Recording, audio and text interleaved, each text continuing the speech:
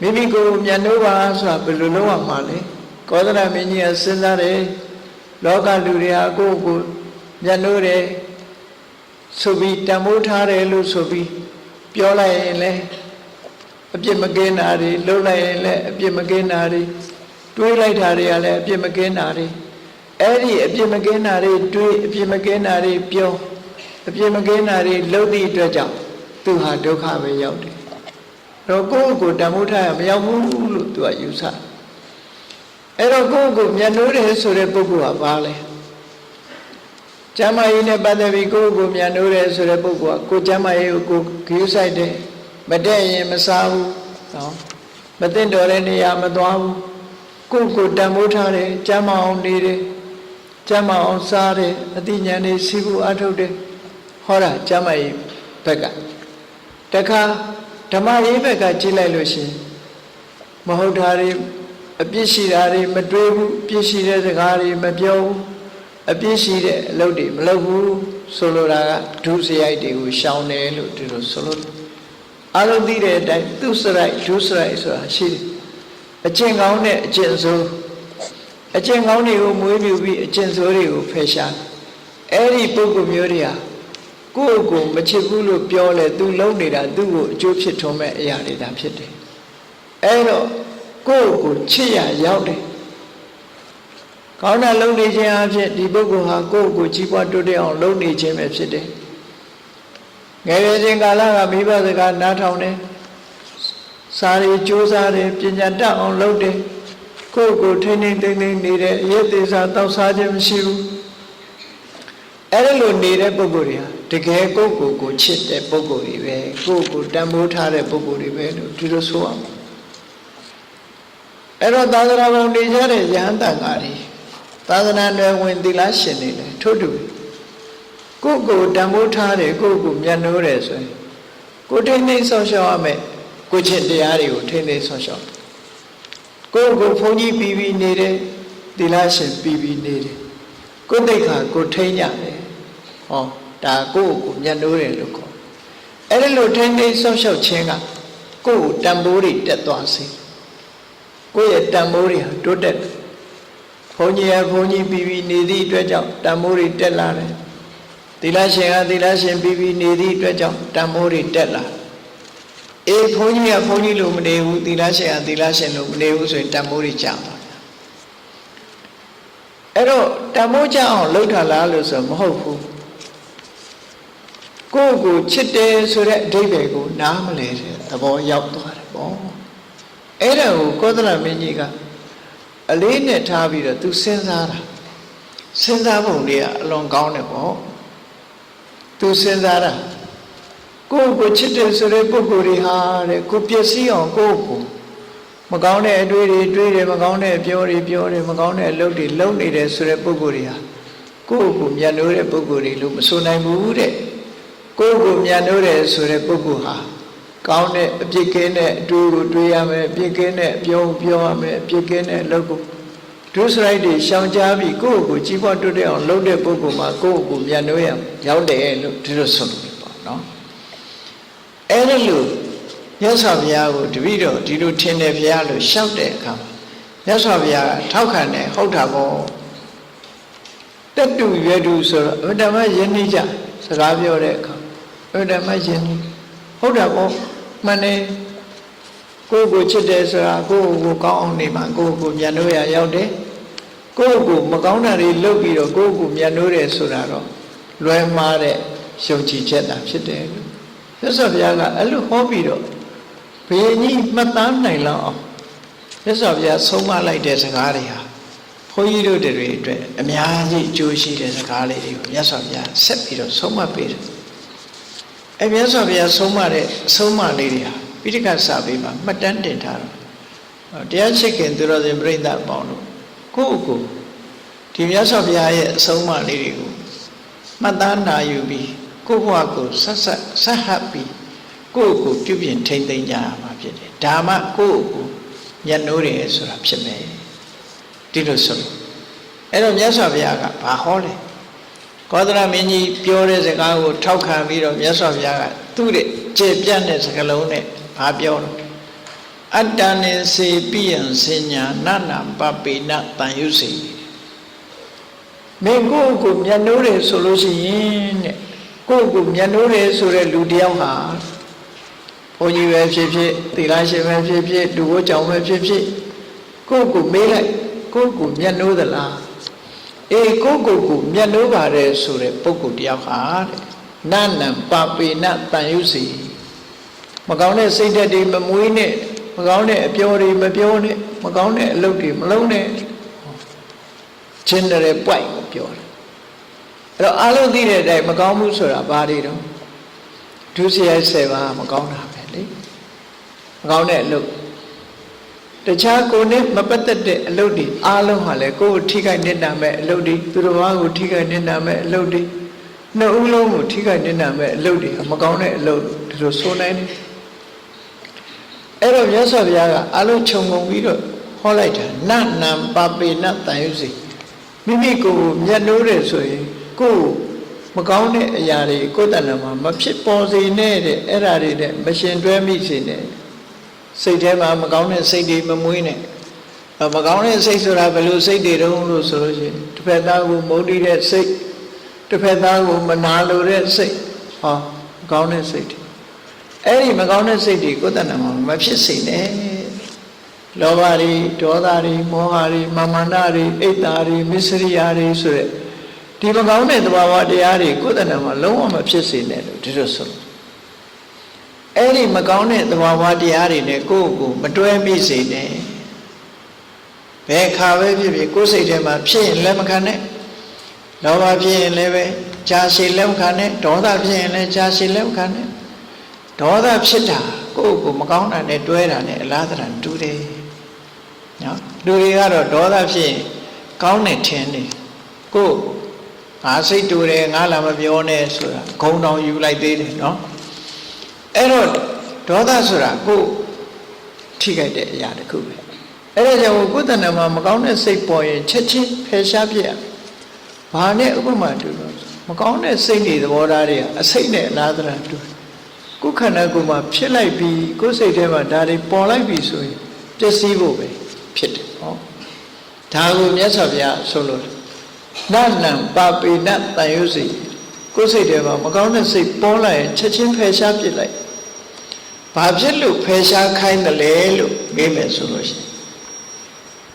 နာဟိတံသူလဗံဟောတိဒုက္ခံဒုက္ကတကာရိနာမဟုတ်တာတွေလုပ်ပြီးတော့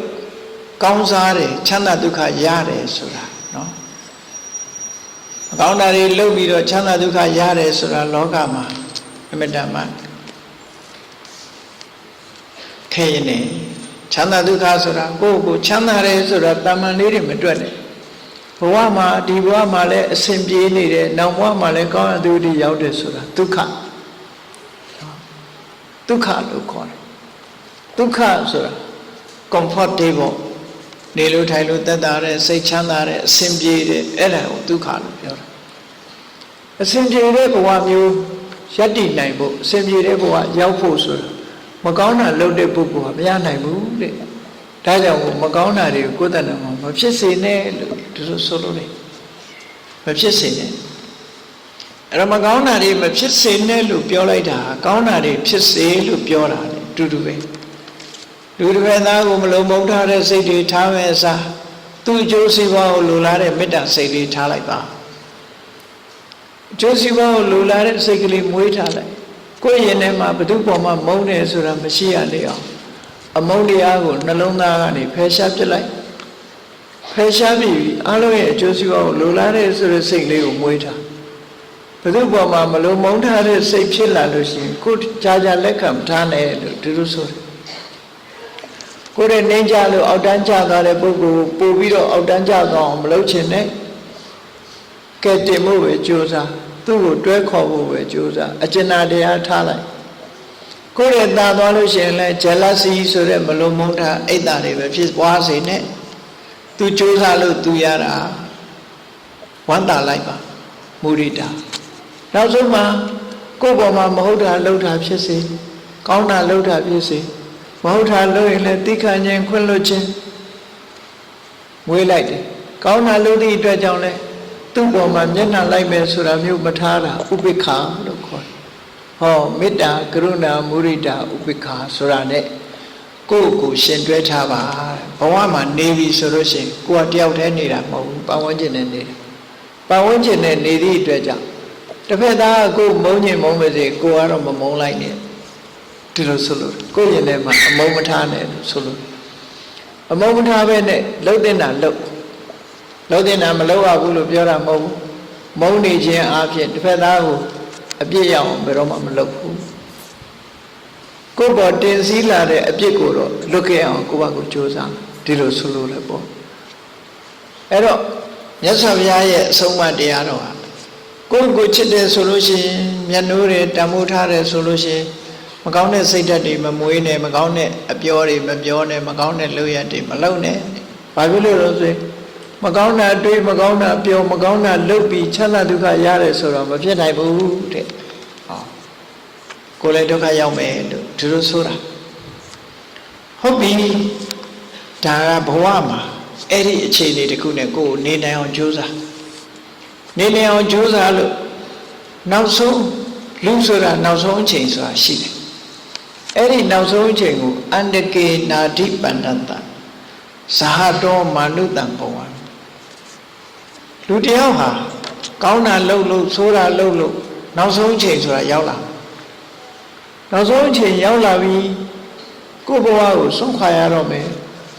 အဲ့ဒီကြရင်ပိုင်ဆိုင်မှုတွေအလုံးစွန့်ခြေနေအလုံးတွေအကုန်စွန့်သွားအဲ့ဒီလိုပိုင်ဆိုင်မှုတွေအလုံးစွန့်ပြီးတော့ဘဝတစ်ခုကိုစွန့်ရမယ်ဆိုတဲ့အချိန်မှာသူ့ပိုင်တာဘာရှိလဲကိဟိတတတကံဟောတိနော်ကိုယ့်ကိုစဉ်းစားထားအခုချိန်မှာအသက်ရှိနေသေးသမျှကာလပတ်လုံးဘုန်းကြီးဆိုရင်ကိုเจ้าရှိတယ်ကိုဘာရှိတယ်ညာရှိပြောလို့ရ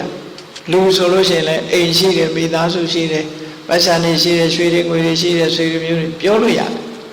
နော်ဘဝကိုစွန့်ပြီးဆိုလို့ရှိရင်တော့သိပြီဆိုရင်ဒီအခွင့်အရေးတွေအကုန်လုံးဆုံးရှိတော့ကိုဝတ်ထားတဲ့အဝတ်တောင်ကိုပိုင်တော့ဒါဖြင့်ကိုပိုင်တာပါလေကိဟိတတတကံဟောတိသူ့အတွက်သူပိုင်တယ်ဆိုတာဘာတော့ကိစ္စအာဒါယကိစ္စတိဘာကိုသူယူသွားမှာလဲယူလို့မရတော့ဘူးနောက်ဆုံးညာကိုယ့်အိမ်တော်ကိုဝင်ခွင့်မရတော့ဘူးနော်တကယ်ကိုယ့်အိမ်တော်ကိုယ့်အိမ်တော်6666လာလို့ရင်တော့ကြပရိတ်ရွတ်ပြီးထုတ်နောက်ဆုံးညာကိုယ့်အိမ်တော်ကိုဝင်ခွင့်မရတော့ဘူးအဲ့ဒီပုဂ္ဂိုလ်အိမ်ဆောင်ကမဝင်ရဘူးလို့ကိုယ့်အိမ်မယ်နော်ဟိုမလေးရှားမှာအလုပ်လုပ်ရင်လူတယောက်ယောဂဝေဒနာဖြစ်ပြီးဆေးဝါးလည်းကောင်းအောင်မကူရတော့သေသွားတယ်ဒါပေမဲ့သူသေတာည9နာရီလောက်ကဆုံးသွားတယ်ဒါပေမဲ့ည10နာရီခွဲ17နာရီလောက်သူနဲ့ရင်းနေတဲ့သူတငယ်ချင်းစီသွားပြီးတော့သူနှုတ်ဆက်တယ်ညတကားသွားခောက်တော့ဟိုကဖွင့်ပေးလိုက်တော့ထိုင်ပြီးစကားတွေပဲပြောနေကြတာသေပြီးနေပြီဒီဟာသွားပြီးတကားခောက်တယ်အဲ့သူ့ကိုသူသေမှမသိဘူးတကားခောက်ပြီးတကားတွေပဲပြောပြီးနေ့ပြင်ကကျွန်တော်ရွာဗမာပြည်ပြန်တော့မလို့ဆိုပြီးအဲ့တော့ပြန်နောက်တည့်ရမနေ့ကျတော့ဟာဒီကောင်ဆုံးသွားပြီဆိုတာဟာမဟုတ်ပါဘူးညတော့ငါစီလာသေးတယ်ဆိုနော်တကယ်အဲ့ဒီအချိန်မှာကိုယ့်ကိုသေတယ်ဆိုတာမသိချင်မသိလို့ तू ကလည်းသွားတယ်ဟိုလူကလည်းတကယ်တွေ့အဲ့ဒါမျိုးတွေမြန်မာပြည်မှာခဏခဏတွေ့တယ်နော်အဆီးရနဲ့သေသွားလို့ရှိရင်ပို့ပြီးတော့တွေ့ရတယ်ဟာခုနကလမ်းတွေ့ခဲ့သေးတယ်ငါတော့လှမ်းခေါ်သွားသေးတယ်နဲ့ဆိုအဲ့ဒီတော့သေးနေပြီဟိုမှာတော့သို့တော့လူတွေကတော့ပြောကြတယ်ပေါ့ဝိညာဉ်တို့ဘာလို့ဘာမှမဟုတ်ဘူးပြိတ္တာဖြစ်သွားတာအဲ့ဒါနော်ပြိတ္တာချက်ချင်းကြီးဖြစ်သွားရင် तू ကသူ့ဘဝ तू မသိနိုင်အဲ့ဒါနဲ့ तू ဗမာပြည်ပြန်လာတဲ့အခါကျတော့အိမ်ရောက်တဲ့အခါ तू မွေးထားတဲ့ခွေးကလည်း तू ဟောင်းအိမ်ကလူတွေကလည်း तू မနှုတ်ဆက်ဘူး तू မမြင်အောင်ဆောင်းနေကြတယ်လို့ तू စိတ်ထဲမှာခံစားရတယ်တကယ်တော့လည်း तू မမြင်ညာဘူးလေအိမ်ကခွေးက तू ဟောင်းတယ်သူ့ယုတ်ကြီးကဘာကြီးမှမသိတာဘူးနော် तू ကငကိုပုံနဲ့မှမဟုတ်တော့လားလူဘဝဟာဘဝပြောင်းသွားပြီဆိုရင်ဒီပုံမဟုတ်တော့ဒီပုံမဟုတ်တော့ခွေးကလည်းမမှတ်မိတော့အိမ်ကလူတွေကလည်းမမှတ်မိဘူးအဲ့ဒီအိမ်ကလူတွေခေါ်တော့လေဘယ်သူမှမကြားဘူးတဲ့ နော်မကြားလို့သူတို့ကိုသွားကြိုင်တဲ့အခါကျလဲတွန့်သွားတယ်လေသူ့မမြင်ဘူးအဲ့ဒီလိုစိတ်ခံစားရမှုတွေနဲ့နောက်ဆုံးဟာသူသေသွားတယ်ဆိုတာသူ့ကိုယ်သူပြန်တတိပြုမိတဲ့အခါအိမ်ဆောင်ကလည်းအဝင်မခံတော့မှတစ်ပင်လေးတစ်ပင်သွားနေရတယ်ဆိုတဲ့ဇာလံရှိတယ်နော်အဲ့တော့အားလုံးကိုဆွတ်လွတ်အားလုံးကိုဆွတ်လွတ်ဘာမှပိုင်ဆိုင်မှုမရှိတော့ဘူးဒါကြောင့်မြတ်စွာဘုရားဟောတာကိစ္စအာရာယကိစ္စတိဘာကိုသူယူသွားရလဲတဲ့ကိစ္စတအနုခံဟောတိသူ့နောက်လိုက်သွားတာဘာလဲဒါကိုယ့်ကိုစဉ်းစားရမယ့်ချက်တည်းကြီးပဲအားလုံးသူပိုင်တာဘာလဲသူယူသွားလို့ရတာဘာလဲသူ့နောက်ကပါလာမှာကဘာလဲနော်အရေးပမာသူ့နောက်ကနေပြီးတော့ပါလာမယ့်အရာဘာလဲလို့မြတ်စွာဘုရားမေးခွန်းထုတ်တယ်မေးခွန်းထုတ်ပြီးတော့အဖြေထုတ်ပေးမယ်မြတ်စွာဘုရားလောကကြီးမှာနော်လူတွေရဲ့ပိုင်ဆိုင်မှုဆိုတာအသက်ထင်ရှားရှိနေတော့အချိန်လေးပဲပိုင်ဆိုင်တယ်။သေလိုက်တာနဲ့တပြိုင်နက်ကိုယ်ဝတ်တဲ့အဝတ်တော်ပိုင်တော့ဘူး။အားလုံးဆွန့်ပစ်ခဲ့ရပြီ။နော်။နောက်ဆုံးကအခွင့်အရေးတွေအားလုံးဆုံး။အဲ့ဒါကိုမြတ်စွာဘုရားကသူပိုင်ဆိုင်တာဘာတော့ဆိုတာကိုကြည့်။ဥဘောပုံညင်စပါပင်စယံမစ္စောကုရုတိဣထာလက်ရှိဘဝမှာသူလုပ်တဲ့ကုသိုလ်အကုသိုလ်အဲ့ဒီနှစ်ခုပဲသူပိုင်တော့တယ်သူမဟုတ်တာလုပ်ထားရင်မဟုတ်တာတွေသူပိုင်နေဟုတ်တာလုပ်တယ်ကုသိုလ်လုပ်ရင်ကုသိုလ်သူပိုင်တယ်အကုသိုလ်လုပ်ရင်အကုသိုလ်ပိုင်သူလုပ်ခဲ့တာတွေဟာသူပဲသူရတယ်ဒီလိုဆိုကံဟိတတတကံဟောတိသူလုပ်တဲ့ကုသိုလ်အကုသိုလ်ဒီသူ့ရဲ့ဥစ္စာပဲသူပိုင်တာအဲ့ဒါပဲတင်္စအာရာယကိစ္စတိအဲ့ဒီကုသိုလ်အကုသိုလ်ကိုပဲသူယူပြီးတော့သွားရတယ်တင်္စတအနုကံဟောတိသူ့နောက်မှာလိုက်လာမှာကတော့အဲ့ဒီကုသိုလ်နဲ့အကုသိုလ်ပဲကျန်တာဘယ်သူမှမလိုက်မိသားစုကလည်းမလိုက်ဘူးနော်မိသားစုကပရိတ်တောင်ရွတ်ထုတ်လိုက်အောင်ခင်နာပဲအိမ်ပေါ်မှာတစ်ချောက်ချောက်လုံးလို့ကတော့ကြောက်ကြမှာပဲနော်ဘုန်းကြီးတို့မလေးရှားသွားတဲ့အခါမှာဟိုတတိပဲအိမ်နံပါတ်85တဲ့ဓမ္မဆာလာဆိုရက်ွက်တတိတွေနေတဲ့ရက်ွက်တိုက်ကြီးကလည်းကောင်းကြီးဘယ်သူမှလည်းမနေဘူးဘုန်းကြီးတို့ညတဲဟိုတော့ပို့ကိုတော့ဟာဒီအိမ်ကြီးကတိုက်ကြီးကကောင်းကြီးဘယ်သူမှလည်းမနေဘူးစိတ်ထဲတော့မသုံးမသန့်ဖြစ်တယ်ဒါကြီးကခိုးဆောင်ကြီးများဖြစ်နေဘူးလားတစေအိမ်ကြီးများဖြစ်နေမလားတကယ်ထင်တဲ့အတိုင်းပဲတစေအိမ်ဖြစ်အိမ်ရှင်ယောက်ျားကတည်ပြီးတော့အဲ့အိမ်ပေါ်မှာနေတော့မိသားစုတွေကမနေရဲလို့အကုန်ပြောင်းသွားကြတယ်သူမှဖြစ်ဘုန်းကြီးရဟန်းဧည့်သည်လာတဲ့အခါအဲ့ဒီအိမ်ပေါ်ပို့ဘုန်းကြီးတွေလာရင်တော့သူကလက်ခံတယ်လူတွေကြရင်သိလက်မခံဘူးတကားတွေဖွင့်ရင်ပြန်ပိတ်တယ်မီးတွေဖွင့်ရင်လည်းပြန်ပိတ်တယ်သူဖွင့်ရင်ဖွင့်တယ်တယ်လီဖုန်းထားမြည်ခြင်းမြည်တယ်တယ်လီဗီရှင်းတွေလည်းဒီတိုင်းထားတယ်အဲ့ဒီလူတွေဖြစ်နေတဲ့အိမ်ကိုတညအိတ်ဖို့ပေါ့သို့တော့ပြေးလေးပါလေးရွတ်အိတ်တော့ဘာမှတော့တွေ့ကြရအောင်အဲ့တော့တွေ့တာတခုကဘာတော့ဆိုရင်မနေ့အိယာထားတဲ့အခါကျတော့တွိုင်းလက်ထဲကိုဝင်တယ်ဝင်ပြီးတော့မျက်နှာပါတစ်ပြီးပြန်ထွက်လိုက်တဲ့အခါအဲ့ဒီကလေမတိုက်ပါမတိုက်နဲ့ကျွီကနေမြည်ပြီးတော့ချောင်းစုပိတ်သွားချောင်းစုပိတ်တော့ထဲမှာမျက်နှာသုံးဝါတို့ဘာတို့ထားတာဆိုတကားပြန်ဖွင့်တဲ့အခါကျအတွင်းကလော့ချတာနော်အဲ့ဒါထူးထူးဆန်းဆန်းအဲ့ဒါတခါလော့ချတာတော့စောစောတွေအတော့တွေပဲနားရှိတယ်ဆိုတာရှာထားတော့အဲ့တော့နဲ့ဖွင့်ရတယ်ပြန်ဖွင့်တော့ရအဲ့ဒီလိုကြုံခဲ့ဘူးတဲ့အကောင်ထဲတော့မမြင်အောင်ပဲတကားပိတ်သွားတာတော့သိချပိတ်ရုံနဲ့မဟုတ်ဘူးသူကဖူးတော့အတွင်းကနေတော့ချတာချသွားတာဖွင့်လို့မရတော့နဲ့ဖွင့်မှရတော့အဲ့ဒီဟာနောက်ကြတော့မေးကြည့်လိုက်ဟုတ်တယ်တဲ့အဲ့ဒီအိမ်ကတခါကြီးကဆုံးသွားတော့အဲ့ဒီအိမ်မှာမိသားစုတွေကမနေရတော့အကုန်ပြောင်းသွားကြတယ်အဲ့ဒီအိမ်မှာဓာတ်ပုံတောင်ရိုက်လာခဲ့သေးတယ်85အိမ်နံပါတ်မှတ်တာအဲ့တော့ဆိုလိုတာကလောကကြီးမှာဘဝတစ်ခုသွားပြီဆိုလို့ရှိရင်တော့အဲ့လိုကိုပိုင်ဆိုင်တာတွေတခုမှမရှိတော့ဘူးကိုယ်မဆုံးရှုံးသွားပြီလို့ လို့ဆိုတင်စတ္တအနုခံဟောတိတင်စအာရာယခိစ္စတိအဲ့ဒါပဲယူသွားပြီးကိုယ်နောက်လိုက်လာတော့ဆာယာဝအနပ္ပါယိနိအရေးတပွဲလိုက်တယ်ဆိုတာကုသိုလ်ကိုပြောတာကုသိုလ်နဲ့အကုသိုလ်ကတော့အရေးတပွဲအရေးပမာလိုက်နေတယ်လို့ဆိုတဲ့စကားတစ်ခုပါဒီမှာတော့ကုသိုလ်ရောအကုသိုလ်ရောအရေးပမာလိုက်တယ်လို့သုံးတယ်ဟိုဓမ္မပဒမှာကြတော့အကုသိုလ်ဆိုလို့ရှိရင်စက္ကံဝဝဟတောပဒံလဲဘင်းကြီးကနွားနောက်ပါနေတယ်လို့ဒုက္ခပေးပြီးတော့လိုက်နေတဲ့အဓိပ္ပာယ်ကိုတရုပ်ဖော်ထားကုသိုလ်ကောင်းမှုကြတော့ဆာယာဝအနပ္ပါယိအရေးတပွဲအရေးဆိုတဲ့နေရာမှာအရေးဆိုတာဟာခုနကတော့နောက်ကလိုက်တာကိုအရေးပမာလိုက်တယ်ဆိုတော့လူတွေကပြောလို့ရှိတယ်လေကိုယ်နောက်မှာအမြဲပါတာလူအရေးပဲဒါကြောင့်မို့အရေးပမာလိုက်တယ်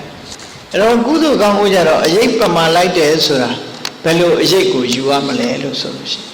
ထီးရိတ်တို့လိုအရေးမျိုးကိုယ်ကိုအေးစေမြစေတဲ့အရေးမျိုးကိုလို့ကိုယ်နဲ့အတူပါတယ်လို့တာမန်ပြောမယ်ဆိုရင်အရေးရိုးရိုးအရေးကိုယူရအဲ့ဒါကိုခွဲခြားဖို့လိုအပ်တယ်ကုသိုလ်ကောင်းမှုကအရေးပမာလိုက်တယ်ဆိုတာထီးရိတ်တို့လိုကိုယ်ပေါ်မှာအစဉ်ပြေပြီးတော့နော်အေးစေမြစေပြီးအရေးမိုးပေးတယ်လို့ပဲကုသိုလ်ကောင်းမှုကကိုယ်ကိုလိုက်ဆောင်ရှောက်တယ်လို့ဒီလိုယူရမယ်အကုသိုလ်ကြတော့အရေးပမာဆိုတာကိုယ်နဲ့မကွဲမကွာရှိနေတယ်ဆိုတဲ့အဓိပ္ပာယ်လောက်ပဲပြောတာနော်အဲ့တော့လောကမှာကိုယ်လုပ်တဲ့အလုပ်တွေဟာကိုယ့်ပေါ်မှာအရေးပမာပါနေတယ်တဲ့ရသော်ဗျာဘဝဆိုတာလူတိုင်းဒီတိုင်းပဲရှိတယ်တဲ့ဒါကြောင့်မို့တန်ဟိတတတကံဟောတိကိုယ်လုပ်တဲ့ကုသိုလ်အကုသိုလ်ဒီသာလဲကိုယ့်ရဲ့ဥစ္စာတင်စတ်အာ